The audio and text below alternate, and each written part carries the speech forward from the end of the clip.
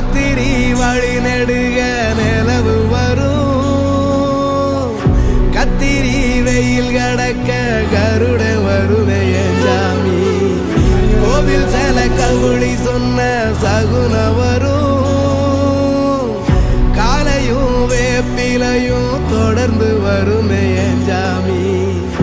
ஆகாசம் பூமி எல்லாருதலா கூட வரும் அண்ணாந்து பார்க்கையில